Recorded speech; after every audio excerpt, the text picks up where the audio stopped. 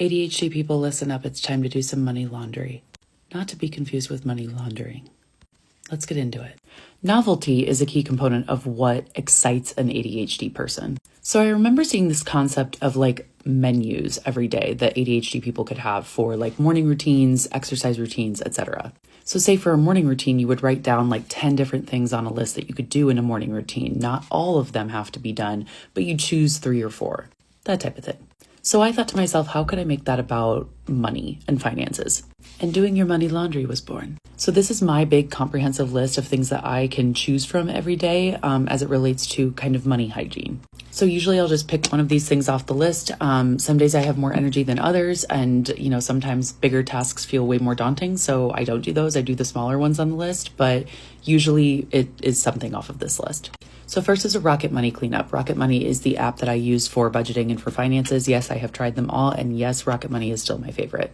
For me, from a user experience perspective, from a like all-encompassing perspective of everything that it has within it, I just think it's the best bang for your buck. I think it has the best UI, and I think it's the most comprehensive.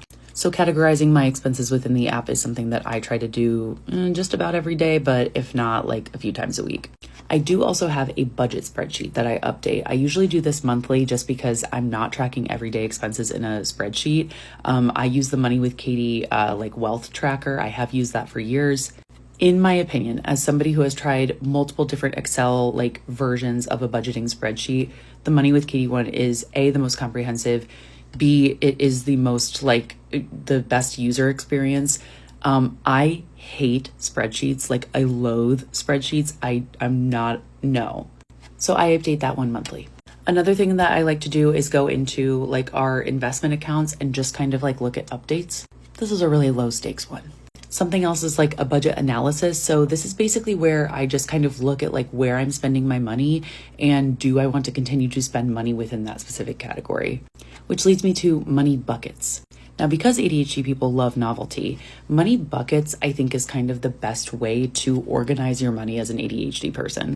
It's basically the concept that you have several different buckets, and that is sort of like those categories are sort of what you decide to spend your money on, basically with like little to no restriction.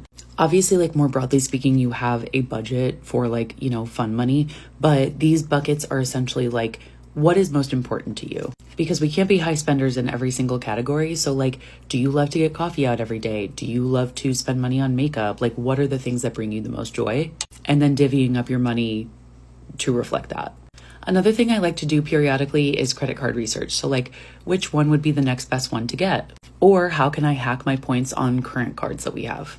Also looking into new cards, things like that. I spend a lot of time on the Points Guys website. Money journaling, I have some prompts that I listed out in the caption on my last ADHD money video. But yeah, I do a lot of like money journaling, talking about like how I view abundance, how I view wealth, what true wealth means to me.